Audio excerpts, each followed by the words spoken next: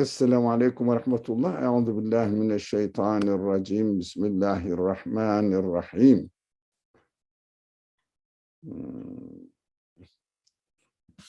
Rabbena efrig aleyna sabran ve sebbit akdamana ve ensurna alel kavmil kafirin. Rabbena efrig aleyna sabran ve tevaffena muslimin. La havle ve la kuvvete illa billahil aliyyil azim.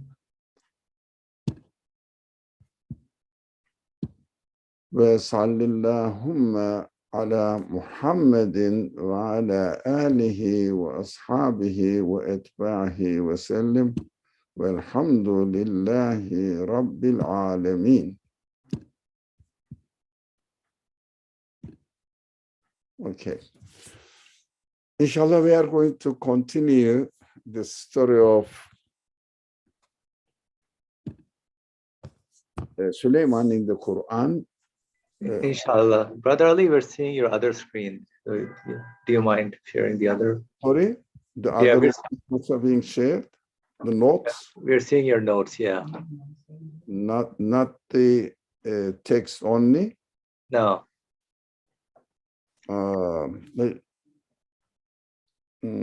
That may be a problem.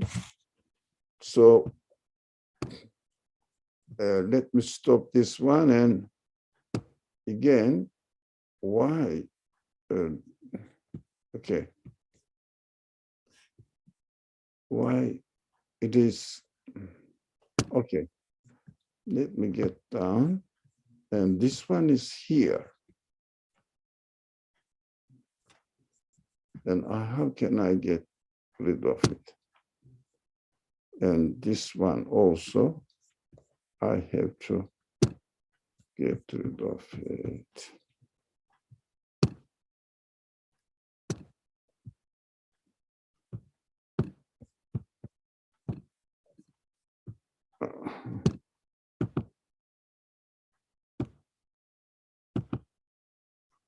Okay.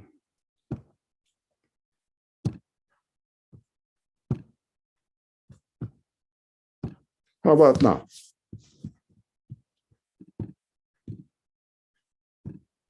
Yes, beautiful. Yeah, alhamdulillah. Thank you very much for your reminding me. Now, let's go to the slide really where we need to concentrate today. Now, slide almost. Here we go. Now, I think we are here. The death of the prophet, Prophet Sulaiman. Okay? Okay, which is the slide 15. All right. So, أعوذ بالله من الشيطان الرجيم. بسم الله الرحمن الرحيم. فلما قضينا عليه الموت ما دلهم على موته إلا دابة الأرض تأكل من سأته فلما خر لبينت الجن أن لو كانوا يعلمون الغيب ما لبثوا في العذاب المهين. So well, this is interesting. It makes me laugh. So this is actually the death of the Prophet Solomon. So here we see that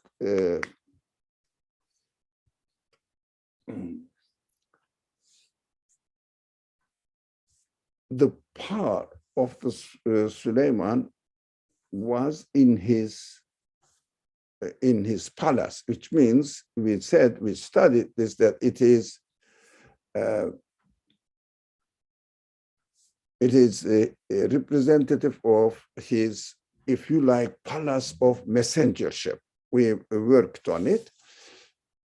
And then now his throne, what we have never mentioned about the throne of Sulaiman, but we mentioned about the Quran mentioned about the throne of Queen of Sheba. We said the power represents, the throne represents the material power, worldly power. Do the prophets have a worldly power? I don't think so. But they have, if you like, spiritual power or the power of their message using the word. What the people and the jinns, even the jinn, those spiritual beings, also did not realize that his power was because of his messengership, but they thought that his army is so powerful, and then they obeyed him. They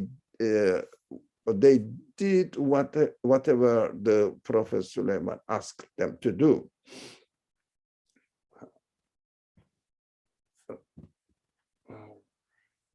Now,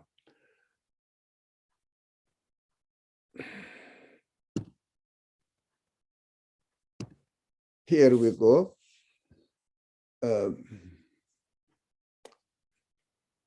We understand that the stuff here, the stuff of, because let me read the translation of the verse. When we decreed Solomon's death, nothing indicated his death to the jinn except an earthworm eating his stuff. Now, what does it mean? We know that Solomon was given the power over the animal kingdom, and ants were under his command, and he communicated with the ants. But when his material body died,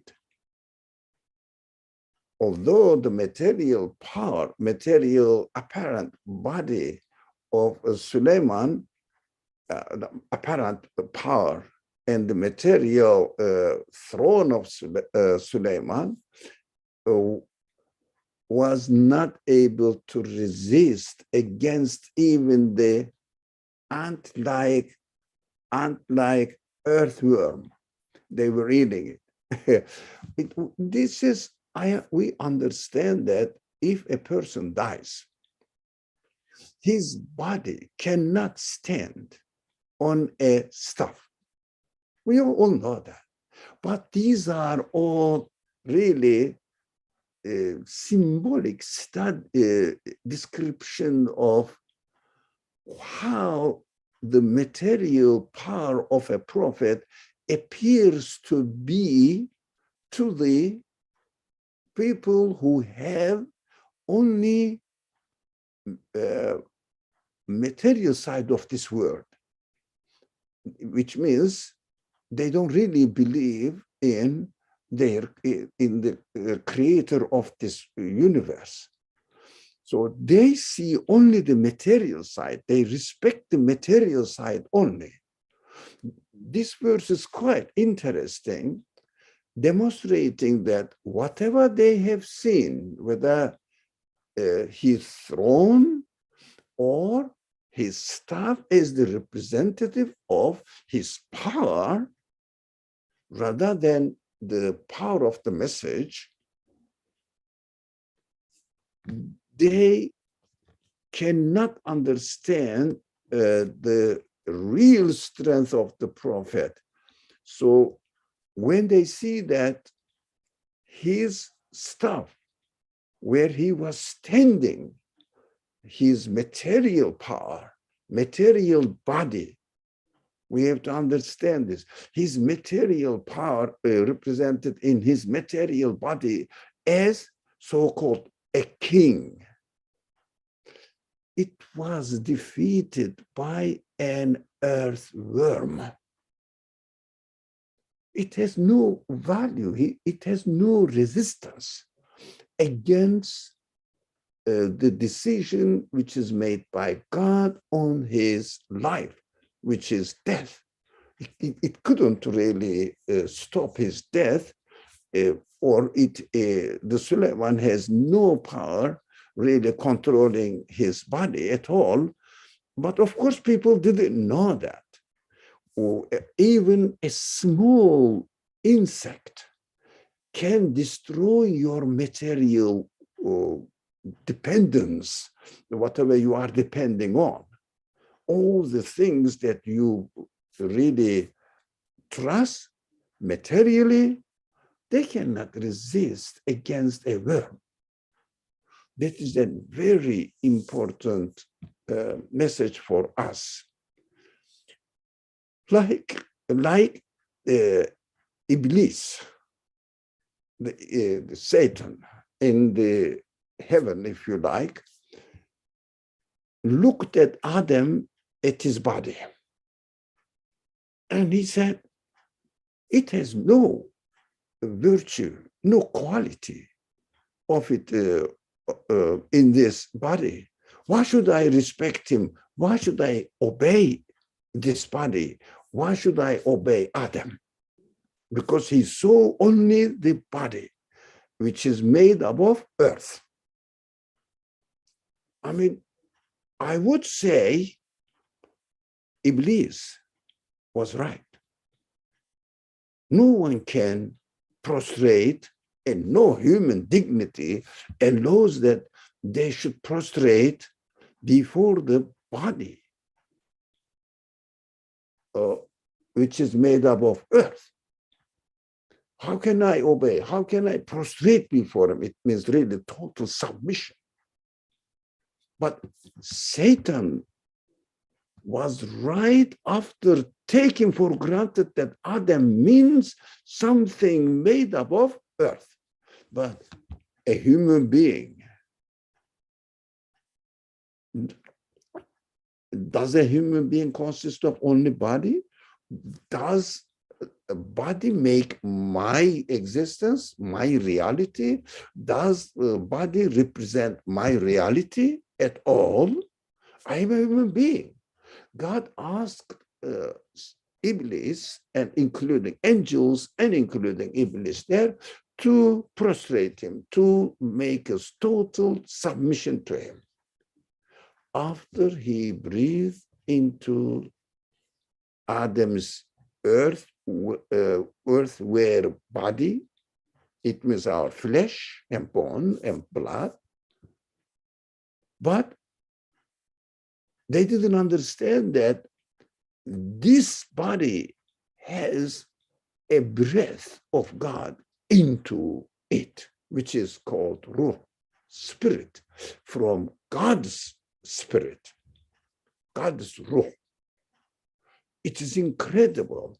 Angels understood it because angels represent what? Represent angelic side of the creation. The meaning side of the creation indicates the qualities of its creator, whereas Iblis represents what? Material, transient side of creation. That's why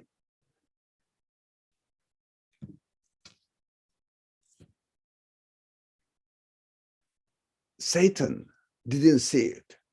That is why materialist science reduces human beings to only flesh and bone, like an Iblis point of view. The spirit is reduced. Nowadays, no one can really deny the feelings of human beings, but they reduce the feelings to material sources. Not that God's, the creator's gift to this body, so that it represents God's qualities in human beings. So when the human beings uses these qualities, they acknowledge their creator. They are conscious feelings. We know we are conscious human beings.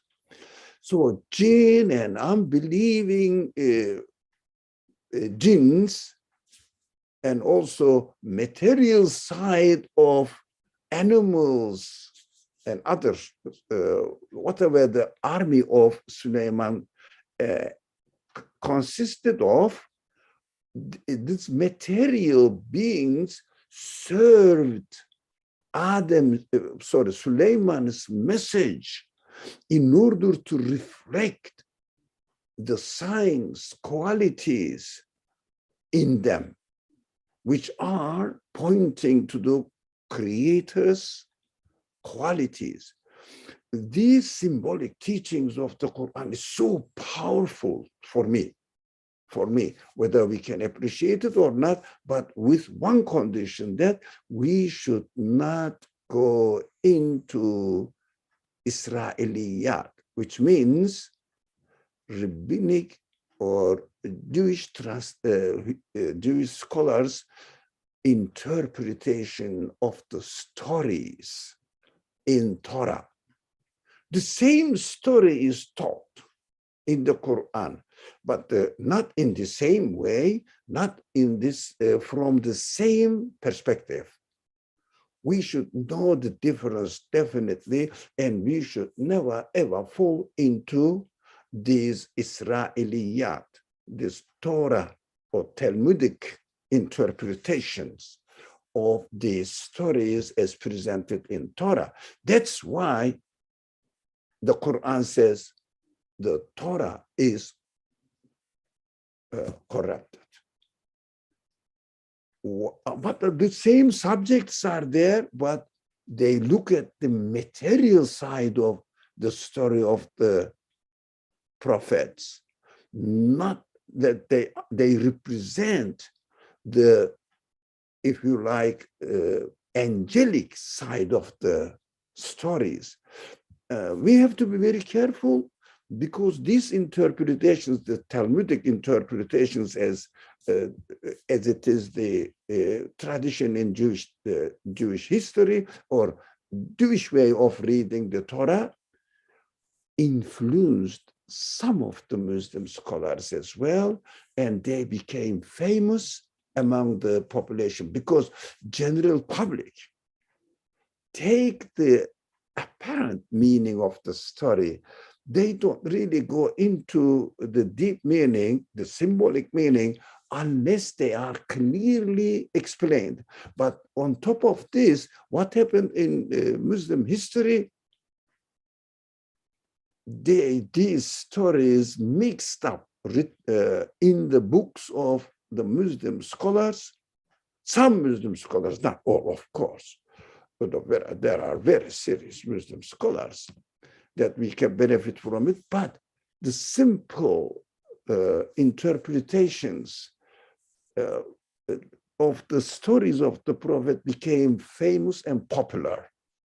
That's why we keep hearing the popular interpretation. Suleiman's just said the body was put on his throne. It was just in his old age. This kind of things I don't take seriously. All right. Did we understand the first part of it? So that jinns, even jinns, they are supposed to, but the unbelieving jinns, not the believers, jinns will appreciate the message of Suleiman, definitely. By definition, it must be unbelieving. The jinns did not know the reality which was beyond their knowledge, because they were obeying his seemingly material power. Because of the huge army, everything was employed or given to the service of Suleiman to be used. We have to be very careful. This word, this matter, or the material word, is very useful. We will see that, because only through this material word that we can acknowledge our Creator, we can get to know the qualities of the maker of this beautiful art of the universe, without which we cannot operate it, because our spirit operates through the material senses, eyes, ears, tongues, intelligent brain, reasoning, touching, tasting, etc. So we can make sense of it. We can analyze it. Of course, what we see here now, even jinns don't know ghaib, as the Quran says. Let's read it here. When he fell down, I'm reading the verse from the middle of it, it became clear to the jinn that had they known the reality, which has beyond their knowledge, because unbeliever attitude towards the creation cannot grasp the real meaning of what is happening in the art of the universe. It means this material appearance of the universe. There are, like they are all like a piece of art, manifesting the qualities of the artist. They didn't know the disbelieving jinns. They would not have remained in humiliating punishment. Of course, they wouldn't really serve Suleiman's material power. They would serve only Suleiman's message. But unfortunately, they didn't know. Like those scientists nowadays, they serve the material side of this world. They make most of technology, etc., in order to help people's, human beings, material convenience of their life. Not spiritual. That is interesting. Not spiritual satisfaction of human life. This is what we have to pay attention as far as this verse is concerned. Now, I think you understand what this beautiful verse tells us. If you have any questions and concerns, please just unmute yourself and speak or write, but I prefer you if you would like to speak. Any questions? Is it clear, this verse? It's a very important verse. All right, I think there's no, okay, we can pass. All right, inshallah. Now, we are done with this. All right, here. More description. People of Sheba. There are some verses related to, not in a lump of a story, pieces there, pieces here. No, the Quran always takes some part of the prophetic stories and fits into the context of another teachings.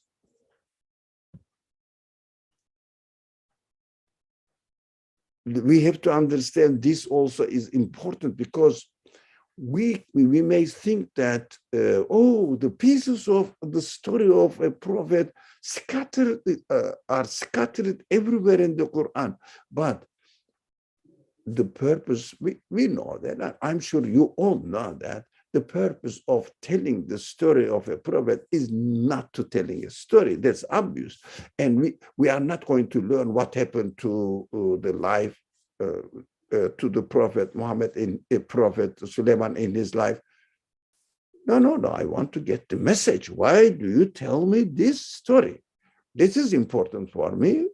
So I have to take the notice of the purpose of teaching of these kind of stories of the prophets. Inshallah, that will be clear for you here and there. Now we go to the chapter 34. Okay, here it is. Now, this is chapter or section 7. Now, this is also revealed towards the end, not really very end, but towards the end of Prophet's life in Mecca. something like around 7, 8, 10 years. So yeah, around there. Now, what does it say? Oh, am I wrong? No. I'm wrong. Here it is. Okay. All right. 34, 15.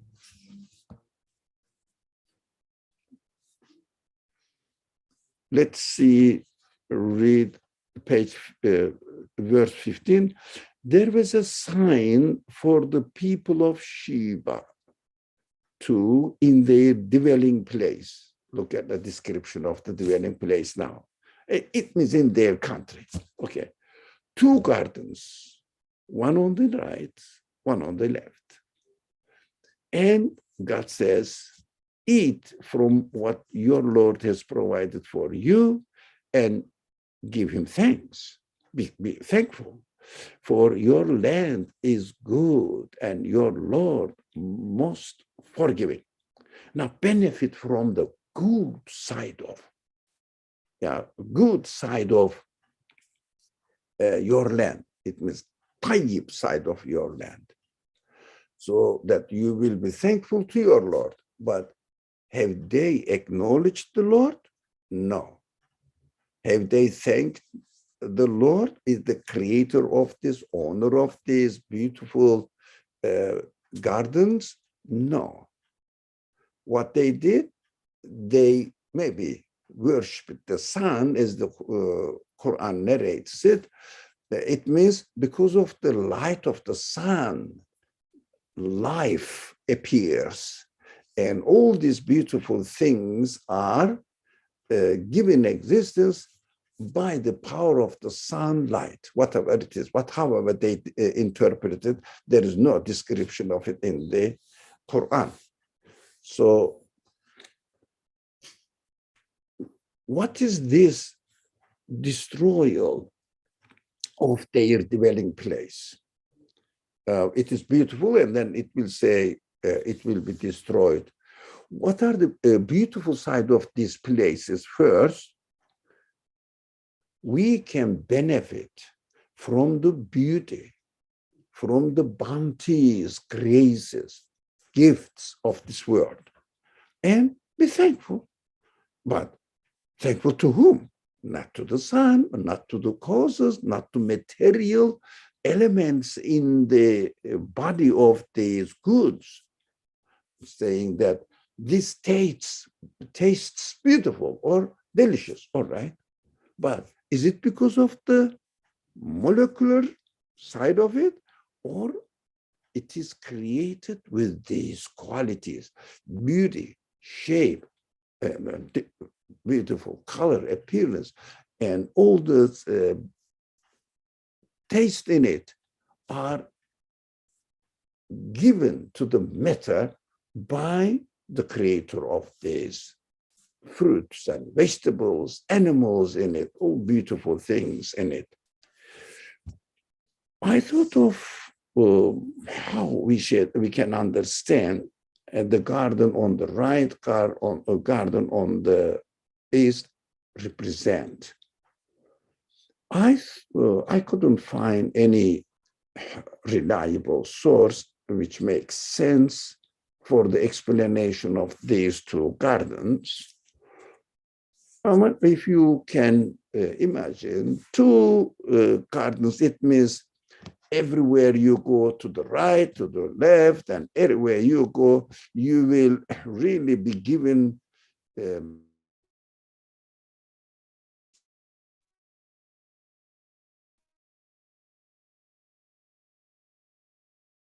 maybe from all sides, that you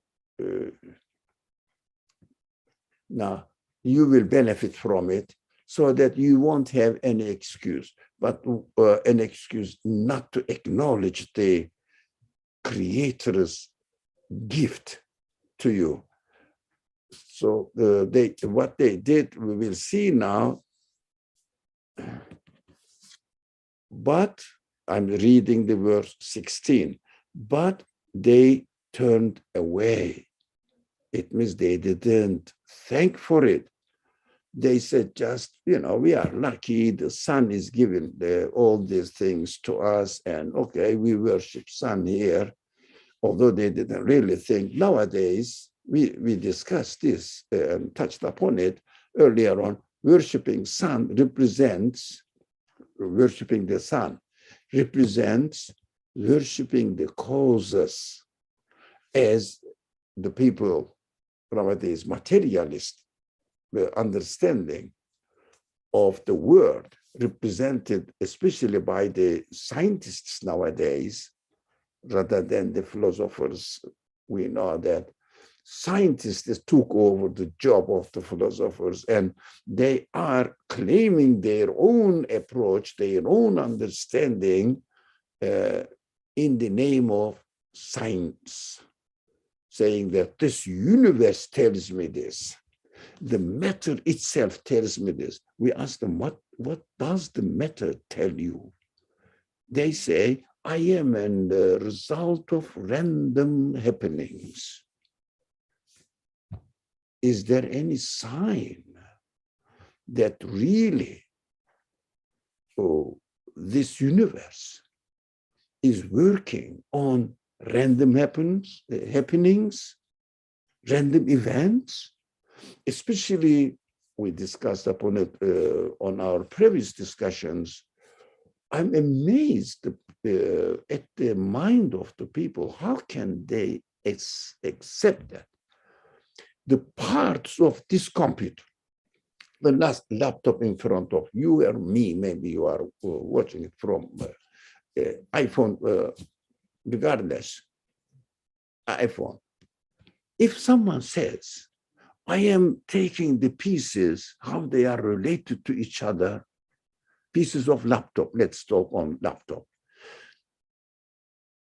I'm taking the pieces of each of them, how they are related to each other, investigating them, putting them in the lab, and really making all sorts of chemical reactions, analysis of the chemical reactions. Why are you doing that? He says, I'm going to benefit from it.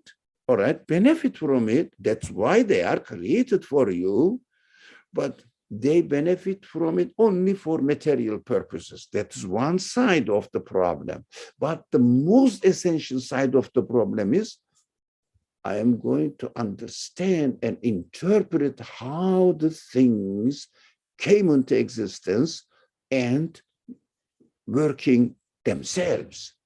It means I'm going to look for the cause of the beautiful, very significant structure, engineering of the laptop, and I'm going to find out this maker, engineer, the real factor which arranged this laptop into a perfectly working machine, perfectly adjusting itself to the conditions of the universe and the internet and the electric, everything, so that they work together.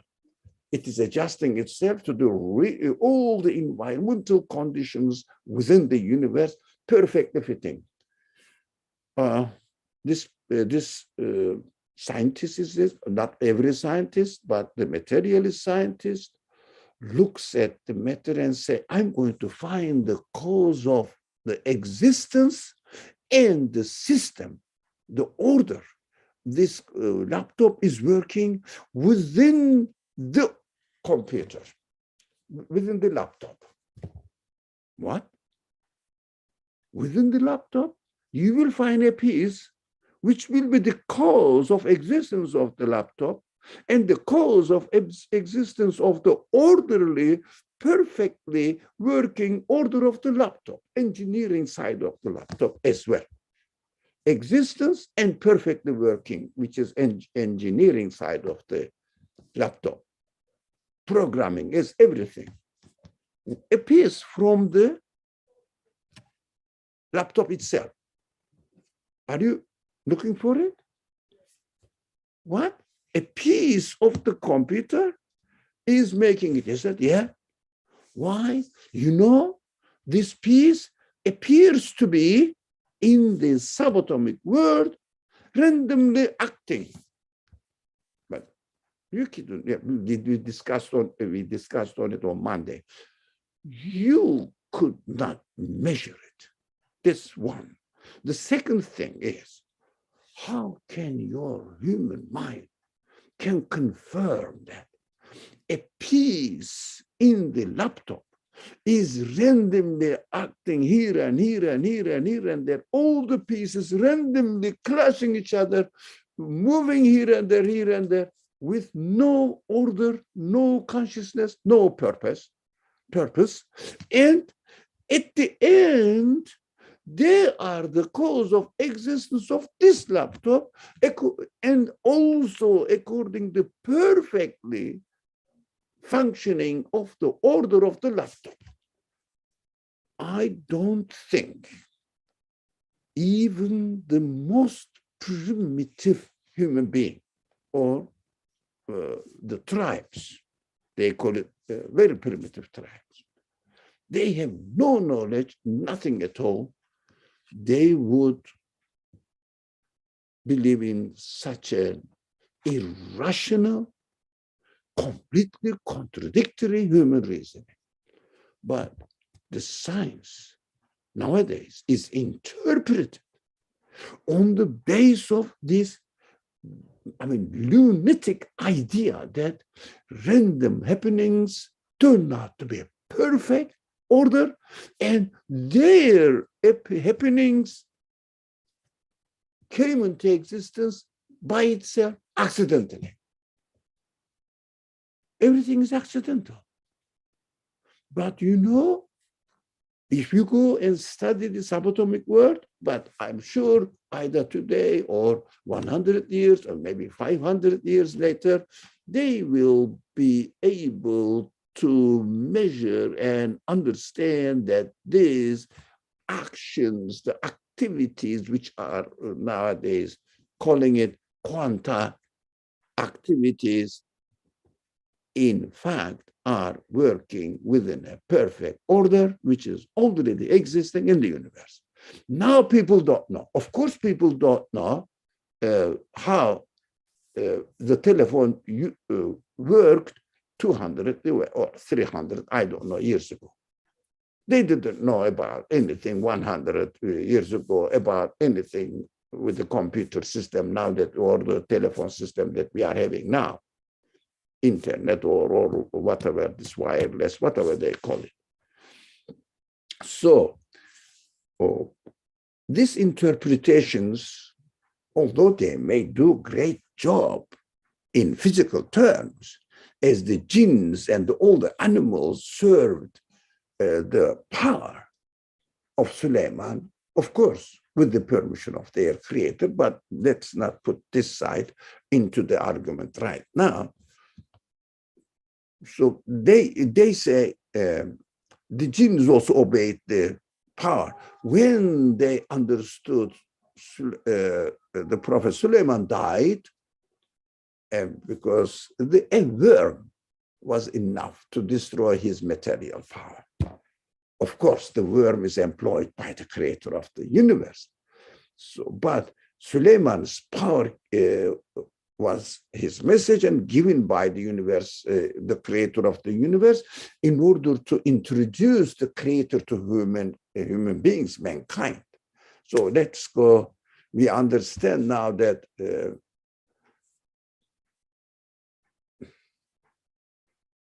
our power in this world, let's read 16 now. They were not satisfied.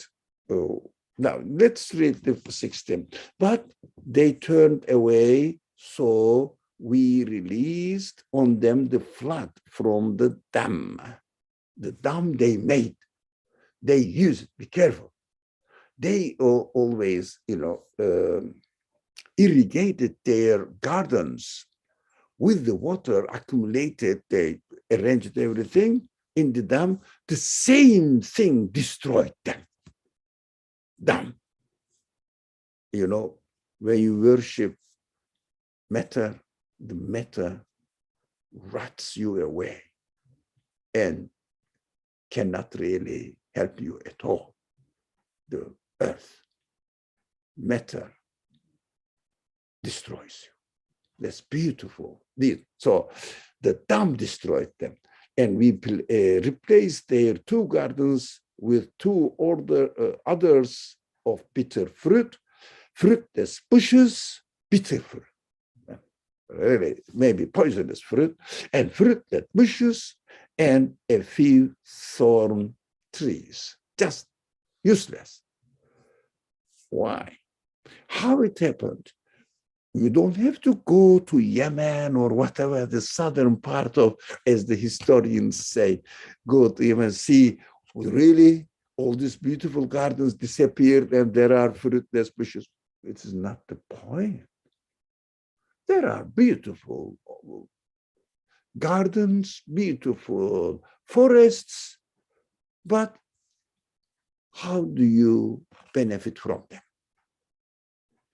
If you benefit from them only material side of them, what happens? Material side slips away from your grasps. As the time passes, as the creation continues, we continuously get it and lose it, get it and lose it immediately. Whenever you get it, you lose it. That is the reality of this world. And at the end, you will die completely, you will lose, and you won't get any more. That is the final experience or opportunity given to you. When you get it, think about it. How can I get it? How can it happen?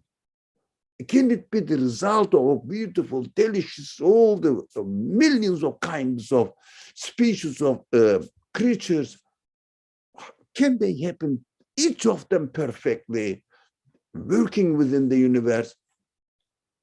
Can they work by themselves accidentally?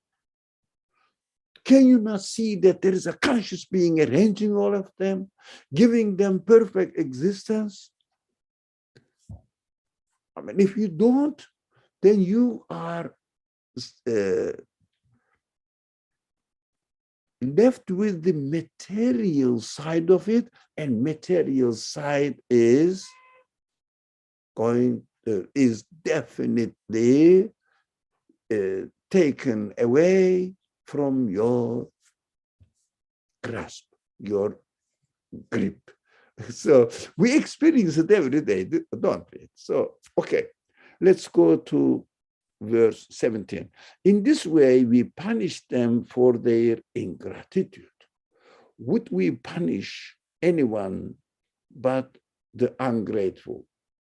That's very important. They may be punished historically, physically.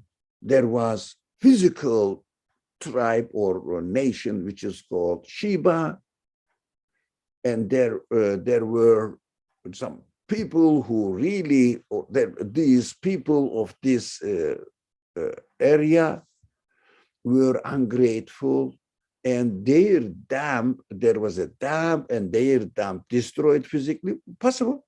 I don't argue about it, but it is not my concern. Why?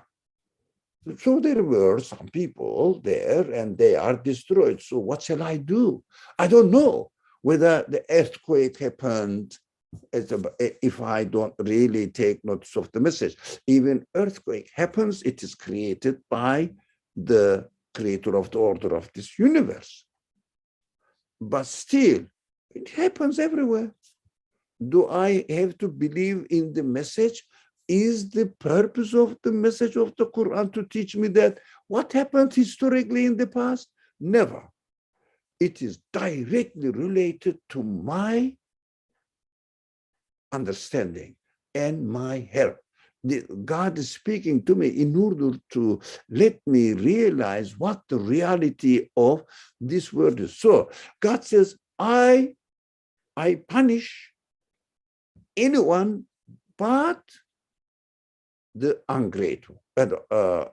Yeah, I mean, I wouldn't punish anyone but the grateful. I'm just hurrying to read the verse and messing up everything. So you understand that God destroys or punishes ungrateful ones. Physically happening, maybe, yeah. We said it is not related. The physical happening of the event side is not related to my understanding of the message that I have to use it for my life right now.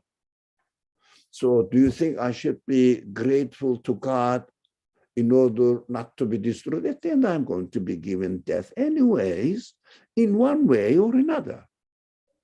There's no way of escaping death. So it is not the point. But if we understand the message of the Quran really rightly, being ungrateful itself includes in it the punishment. It is so easy to understand the message of the Quran. If I don't think you are, but if I am, let's suppose, ungrateful to the creator of the food or anything I am benefiting in this world that provided by my creator. But I'm grateful to the creator. I say I worked for it and it happened to be my chance, my opportunity. I benefited from it. And this is not a grace of something else or somebody else. It is just the universe is as it is, accidentally, naturally happened as it is, and I am just taking my share from it. Okay, what happens then? I eat it, I lose it. I eat it, I lose it. It means I am continuously punished by this understanding. When as soon as benefit from it, it leaves me behind, it leaves away, and I am suffering now that I'm losing everything. I cannot keep them.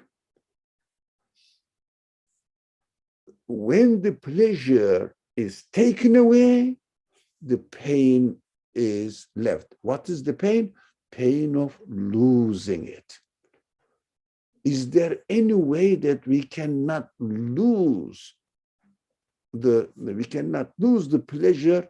No, but there is only one way that the Quran teaches and really tries to draw our attention to pay to. It means we have to pay attention to the message. If we don't use these beings, or as the word says, the first word on the screen, beautiful, good gardens, as a means to understand the one who consciously, deliberately provided them for us and introducing himself by reflecting his qualities, which cannot be attributed to the matter at all. Matter has no sense of life, no quality of life, so that the matter will be the source of life. No sense of beauty, no quality of taste, no quality of purpose. The matter is just a dumb creature by itself, but they reflect the qualities, all the material sides of the universe reflect the qualities of their maker manifested in it. The simple example I always give example in these classes, the beautiful piece of painting. When you look at it, the paint, the molecules, the particles of subatomic side of the paint cannot be the source of existence of the art manifested on it. Everybody, every human being can easily understand it. But I cannot say that if someone takes a piece of painting as we gave the example of the computer takes it and tries to see the cause of existence of the computer and the cause of existence of the order that the computer works in, in the parts of the computer, rather than an engineer, a conscious being, arranged it, an intelligent being arranged it. We say this lunatic, this man must go to a hospital, really lunatic hospitals, hospital for lunatics. So if we say that the material side of the anything that we benefit from, we love it, we want to keep it, then we have to lose it.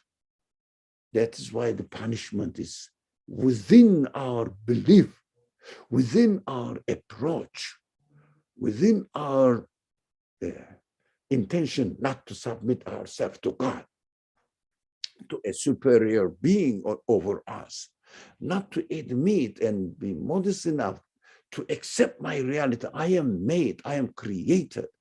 The punishment, although the text says we punish, yes, the result is created by God. That's what God has the right to say. We are punishing them because this order of the universe has been established by him. But the reason that we really are inflicted by the pain of this punishment is very simple. Our attitude, we in fact is the cause of the punishment that God inflicts on us. Not that God will to punish me.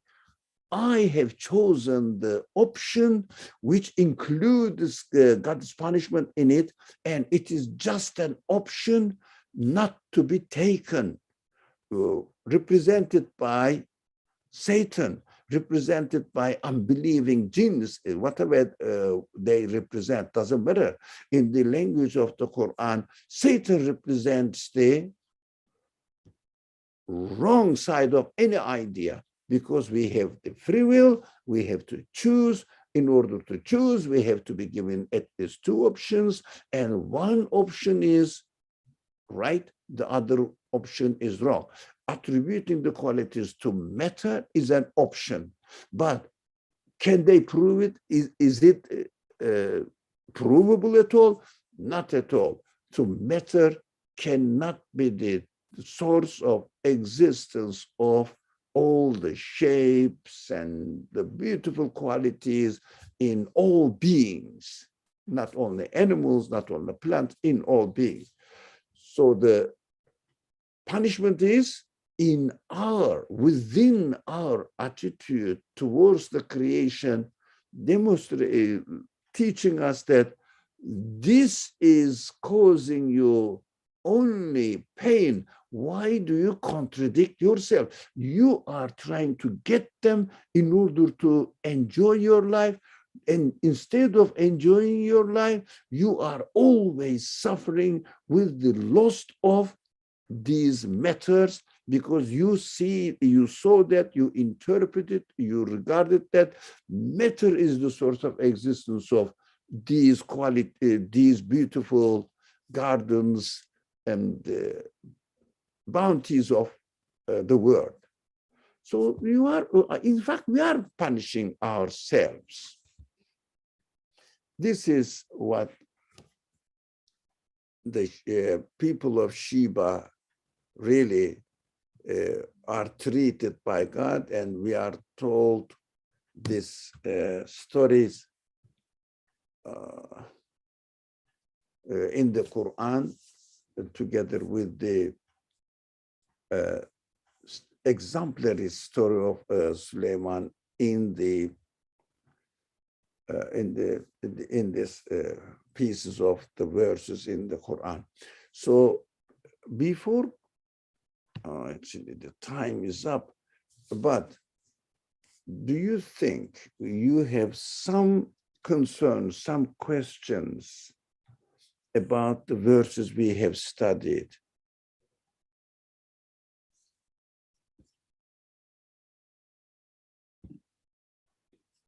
No? So shall we, no question, no comment? Shall we stop here? The time is up. What do you think? We can continue next week and wrap up all the stories of Suleiman in the Quran, inshallah. We have 3 more slides. Inshallah, next week we will finish it. Okay. أعوذ بالله من الشيطان الرجيم بسم الله الرحمن الرحيم سبحانك لا علم لنا إلا ما علمتنا إنك أنت العليم الحكيم وآخر دعواهم أن الحمد لله رب العالمين بحرمة سر سورة الفاتحة. Thank you for joining, and inshallah I'll see you on Saturday, Monday, and Wednesday again next week. Wassalamu alaikum wa rahmatullah. Inshallah, Assalamu alaikum as well. Thank you. Okay.